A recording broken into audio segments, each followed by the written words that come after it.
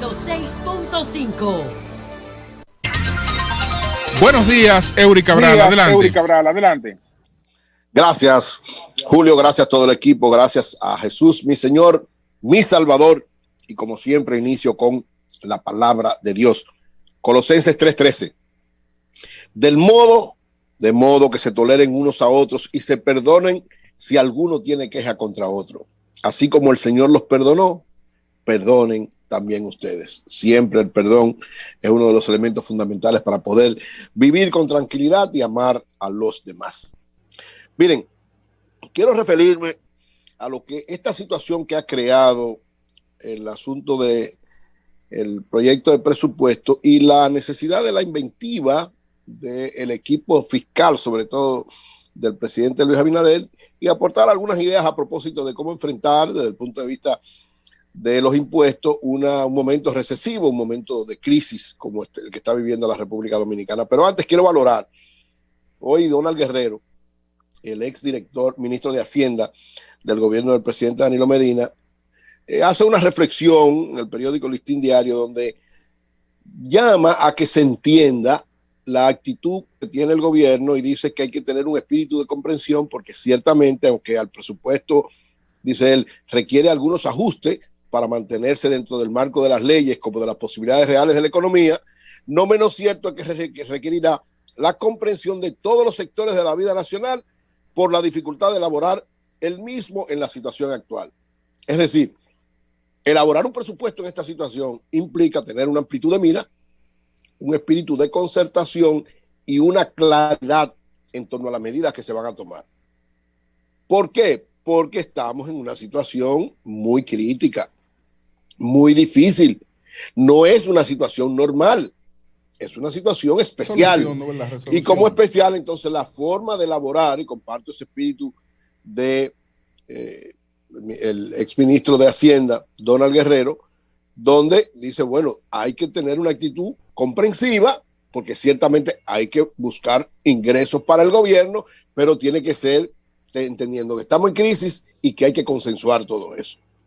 A partir de esto, lo primero que quiero decir es que hay una falsa dicotomía de mucha gente que dice, no pongan impuestos, quítenle el dinero a los que se robaron el dinero en el pasado. Una cosa no tiene que ver con la otra.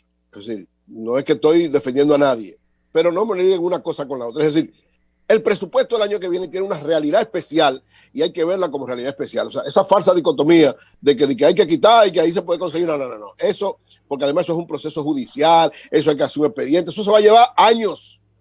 O sea, nadie puede venir con que lo pasado. Así como decimos que tampoco puede ponerse en el presupuesto como ingreso del año que viene la posible venta de las acciones de las empresas estatales. Tampoco. Ni una cosa ni la otra. Son dos falsas dicotomías que hay ahí. Una porque implica un proceso que puede ser que dé resultado, como puede ser que no. Sí, puede ser que se le demuestre que se robaron qué sé yo cuántos mil y se le incauten, pero puede ser que no. Puede ser que ese proceso diga no es verdad. Y en el caso de las ventas, no pueden hacer eso porque ese es otro proceso que también implica un procedimiento que primero no se sabe qué tiempo va a durar y segundo, no se sabe el costo que va a tener. Entonces, dos dicotomías, dos falsas dicotomías que no deben ser tomadas en consideración. A partir de eso, entonces, hay una realidad del gobierno. El gobierno tiene que aumentar los ingresos. Una realidad, es verdad, pero hay dos vías para aumentar los ingresos del gobierno. Y yo siempre digo que el actual equipo económico, por lo menos una parte del actual equipo económico, porque hay otra parte, la monetaria, que es la misma que estaba en el gobierno anterior, pero la nueva parte del equipo económico siempre dijo que una forma de lograr ingresos para el gobierno era cualificando el gasto, es decir, dándole calidad al gasto. Hasta ahora, en el proyecto de presupuesto que han presentado, yo no veo nada de calificación del gasto, por lo menos hasta ahora. Como eso es tan largo, hay que seguirlo viendo, a ver si aparece en algún lado por ahí, una letrica chiquita, pero hasta ahora, por lo menos, ni eso es lo que ellos han evaluado desde el punto de vista concreto para realizar. Entonces, estamos en un círculo vicioso que hay que saber que por más que se quiera, miren, ¿por qué todas estas medidas impositivas, que algunas parecen hasta medio absurdas? Porque el gobierno está compelido a algo que necesariamente va a tener que hacerlo aunque le duela. O O sea, aunque le duela, el gobierno va a tener que seguir aumentando su endeudamiento. Es que no hay otra salida más rápida para dinamizar la economía. Porque es que este proceso, ¿qué es lo que pasa con este proceso? En los procesos de recesión, eso es clase elemental, eso es economía 01 en la universidad. En una recesión, tú lo que tienes que hacer es tratar de dinamizar la economía lo más rápido posible, porque como no hay ingresos para el gobierno, si no hay actividad económica, no va a aumentarse los ingresos. Tú no puedes perjudicar ni castigar a los pocos que están operando en medio de la crisis, porque ¿qué vas a hacer? Lo que vas a hacer es frenar entonces la salida de la crisis. Entonces, ahí, por más que el gobierno dé vueltas, ya dio un primer paso, los 3.800 millones de dólares, pero la salida para una activación lo más rápido posible es aumentar el endeudamiento externo. Lógicamente, tal vez el gobierno, digo yo, puede ser que está poniendo todas estas cosas, a ver si, bueno, voy a quitar esto, voy a quitar el impuesto del 3% a las transacciones comerciales, voy a quitar el asunto de los salarios, y entonces no me queda más salida que buscar más endeudamiento y todo el mundo estará de acuerdo. Pero nadie se puede oponer. Lógicamente, hay que tener criterios racionales para el endeudamiento, pero la salida, o una de las salidas fundamentales, es el endeudamiento. Lo otro es tener capacidad inventiva. O sea, los cerebros económicos que tiene el presidente Luis Abinader tienen que tener criterio de inventiva frente a la crisis. No estamos en una situación normal, reitero. Yo estuve viendo, por ejemplo, qué hizo Corea del Sur en medio de la crisis, que es una de las cosas que se ha valorado desde el punto de vista internacional como una de las salidas, digamos, no la mejor, porque cada quien le ha dado la característica principal, pero algunos elementos interesantes que hizo Corea del Sur en medio de lo que le provocó la crisis económica por la pandemia. ¿Qué hicieron ellos? Ellos dicen que hicieron para recuperación económica 3 pasos, que lo llamaron protección, protección y preparación. ¿Qué significa? Las 3P, así lo llamaron. La primera, protección. ¿Qué fue lo primero que hicieron los coreanos? Lo primero fue protección, asistir al grupo de personas más vulnerables y a las pequeñas y medianas empresas, porque son las que producen, en sentido general, más actividad económica y más riqueza en términos inmediatos. Entonces, ¿qué implicó eso? Primero, protección de sus salarios. Algunas reducciones importantes para que puedan seguir operando. Contribuciones especiales a la seguridad social. Darles créditos bajos en las facilidades de préstamos y darle garantías especiales del gobierno a eso. Pero Corea es un país con superávit, un gran superávit. Pero Oli, tranquilo, no. Oli, tranquilo, Bobby, espérate, tú ahorita dijiste muchísimas cosas. Los aprendieron que trabajando que se progresa, no pidiendo. Okay. Y que lo del Estado es de todos, no como nosotros. Oli, tranquilo, Bobby, estoy hablando para que tu gente, esto es un mensaje para tu gente, tranquilo, para que escuchen, que tengan inventivas, que busquen, que evalúen, que no busquen la salida más fácil. Entonces, lo primero, y yo lo estoy reiterando de hace tiempo, y dije, desde el punto de vista monetario, están haciendo lo correcto, porque cada vez más el Banco Central está tratando de liberar más del encaje legal para las pymes y para los sectores productivos. Eso es correcto. Entonces, desde el punto de vista fiscal, también tienen que irse por ese lado. Ahí tienen que tener espíritu de inventiva en ese aspecto. El segundo aspecto que hizo Corea del Sur fue la promoción. ¿Qué es la promoción? Darle fortaleza a lo que ellos llaman resiliencia económica.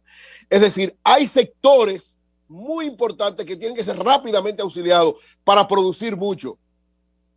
Se habló desde el principio el sector de la construcción. Hasta ahora, bueno, yo no vi nada propiamente dicho en el presupuesto, deberá estar en algún lado por ahí, pero ese es un elemento sumamente importante para generar empleos rápidamente e ingresos rápidamente. Eso es lo que se llama resiliencia económica en este momento. Y finalmente, preparación. ¿Cuál es la preparación? Sobre todo en términos de la nueva realidad virtual que está viviendo el país, darle entonces, no quitarle facilidades, o sea, no ponerle impuestos, sino por el contrario, darle más facilidades a ese tipo de operación para dinamizar más rápido la economía.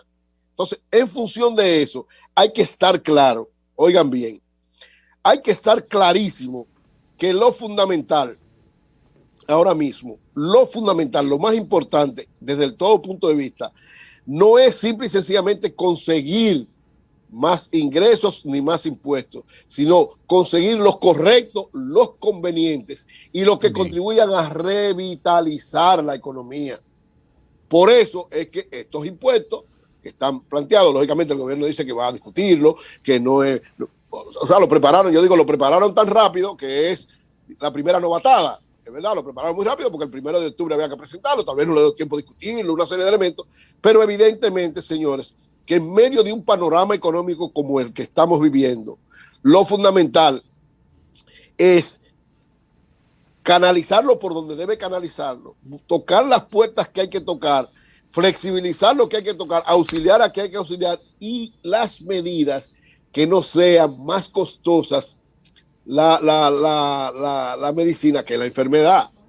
Si usted toma una serie de medidas que lo hacen es hundir a los sectores que han podido estar fuertes en este momento y no auxiliar a los que pueden rápidamente revitalizar la economía, lamentablemente usted lo que está haciendo es creando una situación mucho más difícil, mucho más complicada, mucho más difícil de superarse en términos inmediatos.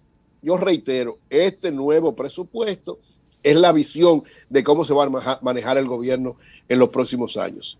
Y he dicho, el presidente Luis Abinader, que sabe de economía, que sabe de política y que es empresario, tiene que tomar él el control de esto.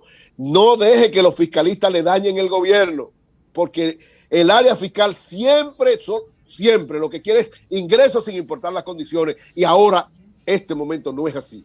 El gobierno tiene que tener ingresos. Por ejemplo, Impuesto Interno ha dicho, en medio de la crisis hemos logrado recuperar un poquito más. Miren a ver qué fue lo que pasó ahí. Si en medio de la crisis Impuesto Interno ha logrado recuperar un poquito más, miren lo que pasó ahí. Si el área de política monetaria ha estado dando resultados, miren lo que está pasando ahí.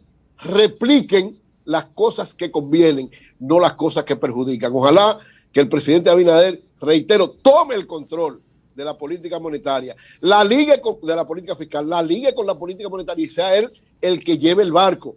No se lo deje a un grupo de asesores o de especialistas económicos que nunca habían preparado nada pragmático, nada práctico, sino que vivían en teorías en el aire y se han dado cuenta que el gobierno le está quedando grande.